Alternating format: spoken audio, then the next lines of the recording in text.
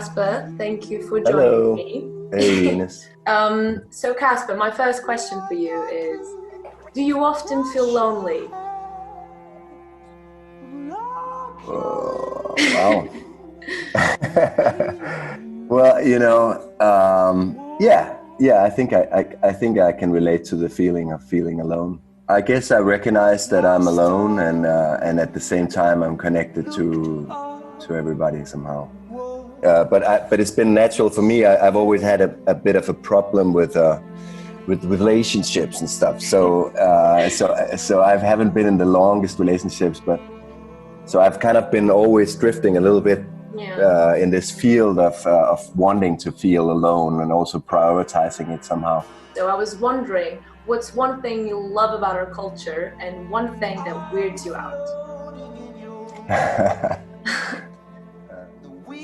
It's hard to kind of mention one, but the open arms, I think, is the things that I really love about the Portuguese. But like a really weird thing. Let me think on that. Like very weird. Like there's definitely a few things. Yeah. Why didn't Portugal build houses to keep out the cold?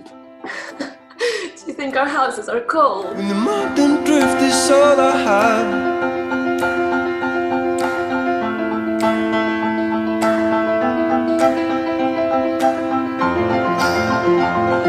you can poke my head aside,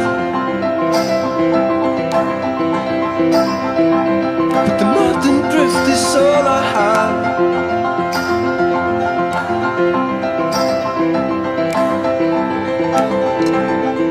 You're too cold. Oh God. Okay. Yeah. Where you come from? It's way colder where you come from. No, I understand it because in the summer I can open the the windows and the doors and it's beautiful. But you spend 4 months or even now like 5 or something like that in this. We have fireplaces. Extremely cold. We have fireplaces. Tell me about a song that came out of nowhere, like the weirdest context ever. Well, I do remember the first thing that comes to mind is like this album we did, Magic Chairs, and we had the studio out a little bit outside of Copenhagen, and I was bicycling from my home to there, and I usually got a lot of ideas on the way on the bicycle. So you left with maybe you had a song and you were going home. And then one of these lines came up. I remember exactly where I was. And I think I was not even on a bike. I was going to the bus and had to walk a bit, like a kilometer or two, through this industrial area around Christiania. And this line came up for that song, Modern Drift, which is that kind of melody in the very end of the song. It goes like dee da do dee da do do do do. It kind of just made sense somehow. So yeah, that's one. Okay, I'm probably gonna pronounce this wrong, but tell me about rum racket. Is that how you? Rum racket. You've been digging deep. Well, okay. Rum racket means space rocket. Yeah. And we started Rum Rackets in 2002 or 3 or something, a long time ago. It was just when we made our first EP, and nobody wanted to put it out, so we thought we could put it out ourselves.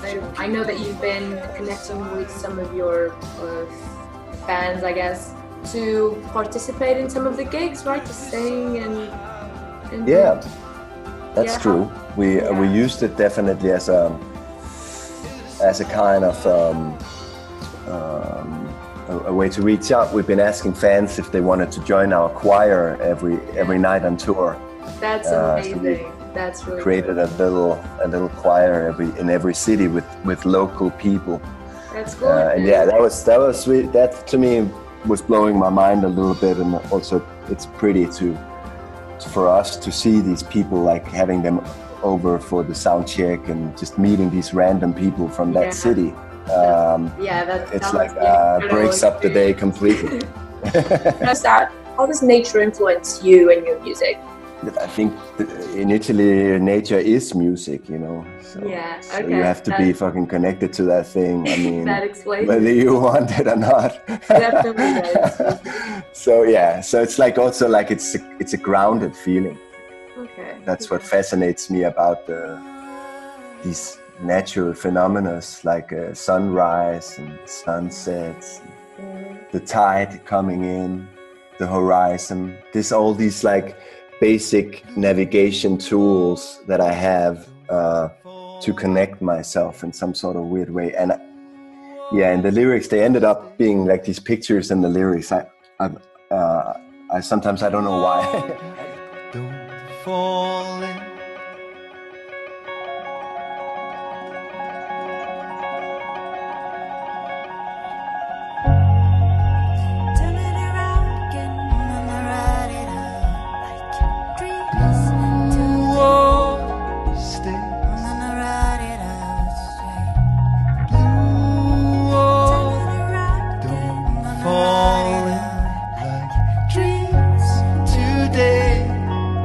I just start singing something and it starts, it sounds like a horizon or something like that. And I'm okay. going, oh, so very experimental. So, yeah, in the beginning when I don't write lyrics like very often, sometimes, but very often I don't write them. I sing and I make sense of a little bit what I'm singing. How does a band that lives so far away from each other and records on so many different studios manages to come up with an album that is so cohesive about togetherness? Good question. Yeah, I mean, Efterklang is a very kind of well-functioning machine or something like that. That's how I see it, a little bit like a spaceship or something like that. It works quite well. I mean, we have like Rasmus is my friend since I was 15 years old, and he's a very different brain than me. He thinks very fast. He usually thinks very rational, and he can see what the consequences of the choices are. If a problem is big or small. This is not me, but I respect it a lot. Yeah, and so Mads, on the other hand, is much more of a deep-minding brain, and he works really slow. But usually, when he comes up with something musically or thought-wise, it's always really has usually a depth to it, a really spiritual depth to it, and so he works in a whole different way than both me.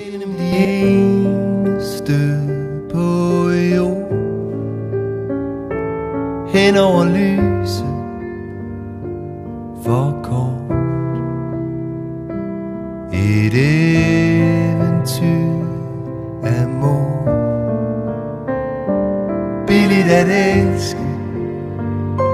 Jeg kender det sus. Vender det lyse under lup.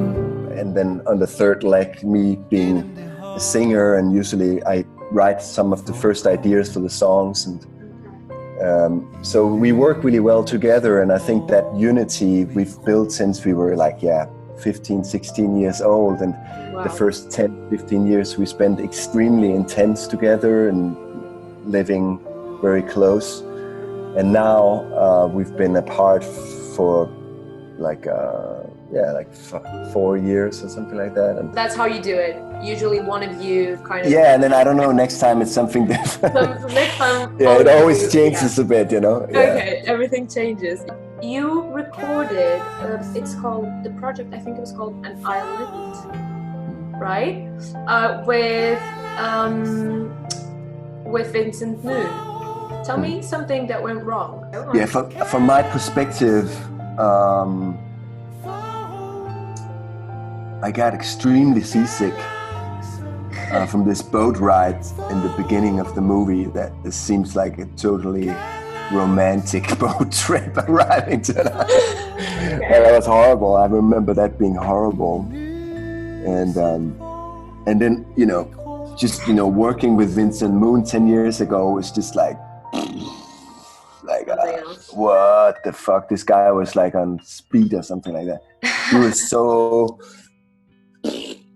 fast and ideas and like a volcano, and you had to sleep and then you had to eat and everything. But it was an interesting meeting. This kind of friends, monsters, crazy artists coming, and then this little island trying to deal with that in a very cute way somehow, and us ourselves, trying to deal with that kind of weird meeting.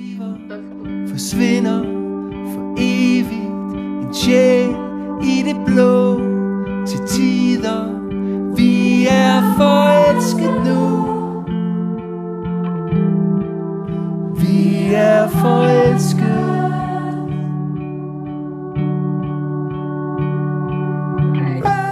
Some drama, definitely much more drama than normally an answer, I would say. Yeah. A band that surprised me last year was, I think. Kate Tempest. Oh, yeah, definitely. Okay, lately I've been missing. That doesn't make any sense. Movies. Why would I miss movies at this time? Vi uendelige. Vi uendelige. Thank you so much. Thank you, Ines. Thank you, and I hope everything's good with you, and you stay safe and all of that.